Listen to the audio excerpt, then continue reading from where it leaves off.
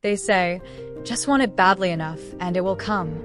But what if life doesn't respond to your wants? What if life mirrors your essence instead? Not your dreams, but your patterns. Not your intentions, but your identity. Because the truth is, you don't attract what you want, you attract who you are. I used to think wanting was enough. If I just wanted it badly, if I dreamed big enough, visualized hard enough, obsessed long enough, it would come. Success, peace, the right people, the right life. I believed the universe responded to hunger, that if I craved it loud enough, begged with enough passion, declared it enough times, surely it would hear me. But wanting is not power. Wanting by itself is lack. And lack doesn't attract abundance. It only echoes itself. What I didn't realize back then is that my wanting came from a place that was empty, a place that whispered, I am not yet enough, but maybe if I have that, I will be. That's what no one tells you. Wanting is seductive, but it's not transformative. You can want love and still push it away. You can want success and still sabotage it. You can want peace and still choose chaos because it's familiar, because it matches what you believe you deserve. And what you believe runs deeper than what you want. I've learned this the long way, in the quiet hours, in the broken relationships, in the goals I chased and still felt hollow after reaching. Wanting the light doesn't mean you're ready to live in it. Wanting the truth doesn't mean you'll stop hiding from it. Wanting freedom doesn't mean you'll walk out of the cage. Because most of us, we don't want what's good for us. We want what's familiar. We attract what feels like home, even if that home is chaos. That's the illusion of wanting. It keeps us busy. It gives us language. When I get there, I'll feel better. When I meet the right person, I'll be whole. When I hit this number, I'll feel safe. But there never comes. Not because you're cursed. Not because you're unworthy. But because the real you, the part beneath the want, is still holding on to an identity that contradicts what you desire. I used to want unconditional love. But deep down, I didn't believe I was lovable without earning it. So I attracted people who made me prove my worth, who loved me only when I was useful, who mirrored the parts of me I had not yet healed. I wanted peace, but I had a nervous system trained in survival. So when things got quiet, I picked fights with silence, because I didn't know how to feel safe without noise. I wanted purpose, but I hadn't let go of the belief that I had to suffer to be worthy. So every time joy got too close, I closed the door. I didn't know how to let good things stay. Wanting doesn't change the self. Becoming does. That's the shift. That's the moment everything changes. When you stop trying to get something and start trying to become someone. Someone whose choices align with what they claim to want. Someone whose body is no longer addicted to struggle. Someone who can receive without guilt. It's uncomfortable because wanting is easy. It costs nothing. Becoming requires you to let go of the version of yourself that learned to survive without having the thing you're now calling in. That version will cling. That version will whisper, "Don't change. We're safe here. Safe in longing. Safe in pain. Safe in control." But safety is not the same as peace.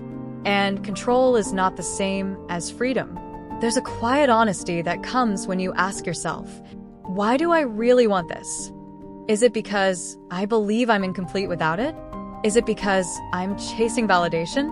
Is it because I'm still trying to prove something to someone who no longer sees me? Or is it because it already lives inside me, and I'm simply ready to live it out loud? That question alone can clear decades of confusion. Because once you realize that wanting something from lack only recreates more lack, you start to build differently. Not to impress, not to fill a hole, but to express what's already whole. I've stopped saying, I want peace. Now I ask, how can I become someone who chooses peace? Even when chaos invites me to dance.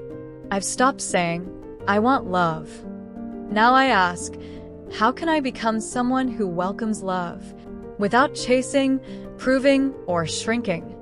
I've stopped saying, I want success. Now I ask, how can I build something from truth? Not ego, not urgency, not fear. That shift changed everything. Because life doesn't give you what you plead for. It gives you what you prepare for. And you prepare by becoming. So ask yourself, who are you becoming? Not what do you want? Not what's on your vision board.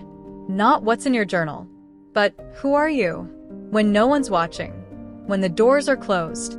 When the mask is off. Because that version of you is what the world responds to. We don't attract what we script in affirmations. We attract what we settle for. We attract what we expect. We attract what we've made peace with in the mirror. So, if something keeps showing up, a pattern, a person, a problem, maybe the question isn't, why does this keep happening to me? Maybe the question is, what part of me still calls this familiar? It's not easy. Doing this kind of inner work, the kind that strips away stories, that confronts the subconscious, that forces you to feel the gap between who you are and who you want to be. It's not easy, but it's necessary, because the alternative is to keep running, to keep chasing things that your inner self will never truly let you hold, to keep watching your life cycle through the same rooms, same dynamics, same outcomes, only with different names and different scenery. Wanting is passive, becoming is active, and becoming isn't about chasing. It's about aligning. Becoming is saying, I don't just want this. I am this. I'm ready for it because I've made space inside myself to receive it. And when you get there, you won't have to force it. You won't have to beg for it. You won't have to earn it through exhaustion. It will come, not because you wanted it, but because you matched it. The world doesn't see you as you wish to be. It reflects you as you are, not the self you perform, not the words you post, but the energy you carry when no one's watching, the beliefs you hold in the quiet, the patterns you live, not the mantras you recite. Because life is not a vending machine. It's a mirror.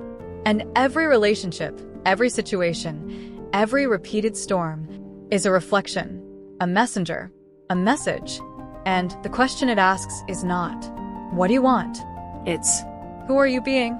I didn't always understand this. I thought life was random, that some people got lucky, that some people had better timing, that some people were just born into more love, more ease, more grace. But now I see, life is exact. It doesn't reward desperation. It reveals alignment. When I was insecure, I found lovers who exploited my need to prove I was enough. When I was ashamed, I found friends who laughed at my dreams. When I didn't trust myself, I hired mentors who reinforced my doubt. When I believed everything was hard, I unconsciously chose the harder path every time. It wasn't fate. It wasn't bad luck. It was me, not in a way that blamed me, but in a way that empowered me. Because once you realize that your inner world is constantly designing your outer experience, you stop trying to control people. You stop trying to manifest outcomes. And you start becoming someone who doesn't need the outside to be different, to feel different on the inside. That's the mirror. It's everywhere. In the relationships that keep falling apart the same way. In the jobs that drain your worth. In the cycles you call coincidence, but deep down, they're not. They're reflections. And they're not there to punish you. They're there to awaken you. Because the universe isn't testing you. It's teaching you. And the lesson is almost always the same. You don't attract what you think you deserve when you're feeling confident. You attract what you've made peace with when you're scared and silent. You attract what your nervous system recognizes as home. So the work is to change the home inside you. Not the furniture, not the decorations, but the foundation, the beliefs, the stories, the deep, inherited patterns. And that's hard. Because we were never taught to look inward. We were taught to chase, to fix, to improve, to achieve. We were taught to be good, to be liked, to be chosen, but not to be honest, not to be aligned, not to ask, is the version of me I'm living actually mine? I used to think being self-aware was enough. I could name my patterns. I could list my triggers. I could spot every red flag in someone else, but I kept letting them stay. Because awareness without embodiment is just observation, and reflection without integration is just information. The mirror shows you, but only you can change you. So I started asking different questions. Why do I feel safest with people who can't love me back? Why do I keep proving myself in rooms that never saw me in the first place? Why do I silence myself when I feel most passionate? Why do I accept less and then resent it? And slowly, I stopped pointing outward. I stopped saying, they did this to me. And I started saying, I've taught people what I allow. I've taught life what I'll tolerate. That's not self-blame. That's self-responsibility. Because if you created it, you can change it. And the change doesn't come from punishing yourself. It comes from reprogramming the self. It comes from noticing your patterns in real time. From pausing when the familiar shows up again and choosing something new. Not because you want better, but because you've become someone who doesn't settle. That's the real mirror work. It's not about affirmations. It's not about vision boards. It's about watching your reactions like they're sacred data. Because they are. Your reactions reveal your reality. And if you're willing to sit with what they show you, you can begin to soften the reflex and rewrite the script. So the next time life hands you something painful, before you ask, why is this happening to me? Try asking, what is this showing me about me? Not from judgment, but from curiosity, from compassion. Because the mirror isn't trying to shame you. It's trying to wake you. To help you see the places you've been living on autopilot. The places where you're still repeating the past. The places where your heart is still hiding, waiting to be chosen. And once you see that clearly, you can choose differently. Not perfectly, but consciously. I'll be honest. This is the kind of work no one claps for. There's no ceremony for the day you finally say no to the pattern. There's no parade for the moment you walk away from someone who mirrors your old pain. There's no medal for recognizing, this isn't love, it's familiarity in disguise. But those are the most important moments of your life, because that's when the mirror cracks. And behind it, you find yourself. Not the self you performed, not the self you constructed to be safe, but the self who chooses now from alignment, not desperation. And that version of you? That's the version who attracts different. Not because they're lucky, but because they've become someone who can finally hold what they once only longed for. There's a fine line between calling something in and chasing it away with desperation, between desiring a thing and needing it so badly that you warp your entire sense of self just to touch it. I've been on both sides of that line. I've begged, without using the word, begged by waiting too long, begged by performing too much, begged by turning myself into whatever they needed, hoping they'd finally love me back. And I've learned, slowly, painfully, that you cannot attract from that place. Because begging is not asking, it's abandoning. Begging says, I'll become whatever you need, just don't leave. Becoming says, I'll become who I am and trust what stays. For a long time, I didn't know the difference. I thought wanting something meant I had to fight for it, prove I deserved it, earn it through exhaustion, bleed for it, sacrifice myself to receive it. That was the script I learned. Love had to be chased. Success had to be struggled for. Peace had to be delayed until the work was done. And so I became someone who tried so hard to be ready, but not someone who believed I was already enough. The truth is, becoming isn't about chasing. It's about matching. Not matching the world. Matching the version of you that already lives in the life you say you want. Let me explain. You want love, real, honest, soul-nourishing love. But the version of you choosing people right now still settles for breadcrumbs. Not just the part you show the world, but all of you. And you don't flinch. That is healing. Not perfection, but full spectrum presence. When you make peace with your shadow, you become whole. Not flawless, but real. Not light without dark, but light that includes the dark. You stop needing others to approve of you, because you've approved of yourself. You've sat in your own presence and survived the discomfort of your own truth. And in that presence, you find power. Not loud, not forceful, but quiet, rooted, unshakable. You no longer need to pretend. You no longer need to prove. You no longer need to beg the world to love you. Because now, you love you. The whole you. Even the parts you used to fear. Especially those parts. And here's what's wild. The moment you do this work, this deep, invisible, internal work, life responds. People fall away. New ones arrive. Doors open without being forced. Opportunities emerge in the silence. Not because you chased them, but because you became someone who can hold them. This is the irony. The shadow you feared was never there to punish you. It was there to protect you, to keep you safe when safety felt scarce. But now, you don't need protection. You need presence. You don't need hiding. You need honesty. And you get to choose that now. Every day, every moment. You get to say, this is who I am. This is all of me. And I'm no longer afraid of being seen. So, if the same lessons keep circling back, if life feels like a loop, if you're tired of attracting the same kinds of people, same kinds of pain, don't look outside. Look inward. Look at the shadow. Not to judge it, but to understand it. Because what you won't face, you'll continue to live. And what you're willing to love, you're finally free to release. You are not your shadow, but it's part of your story. And every story deserves to be heard before it can be healed. I used to think power looked like volume, like speaking louder, moving faster, doing more.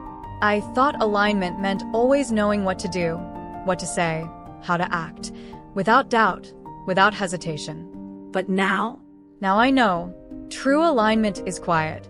Power doesn't announce itself. It doesn't chase. It rests. It knows who it is. It knows what it's made of. It doesn't need to convince, or conquer, or compete. It simply is. That kind of power is magnetic. Not because it seeks attention, but because it holds such deep peace that everything not in resonance gently falls away. You see, when you are in true alignment, your life begins to move differently. Not faster, not smoother always, but truer. You no longer need to attract the life you want, because you're already embodying the energy of that life. And embodiment? That's when the shift becomes permanent.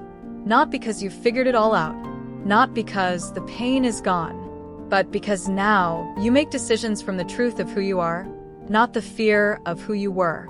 You stop forcing. You stop fixing. You stop negotiating with spaces that don't feel safe. You stop dimming your intuition just to keep company. Instead, you choose. You choose boundaries. Not because you're angry, but because you're clear. You choose rest. Not because you're weak, but because you value your vessel. You choose silence. Not to withhold, but to protect your peace.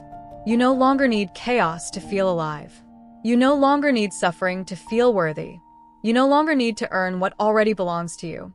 Because you finally believe you are enough, even when no one's clapping. This kind of self-trust, it doesn't come from books. It doesn't come from quotes or external wisdom. It comes from integration, from living what you've learned, from honoring the lessons your own life has taught you. It comes from realizing that your soul isn't here to beg. It's here to be love, to be depth, to be clarity, to be softness in a world that prizes hardness, to be truth in a world that praises performance, to be still and know, I no longer chase peace.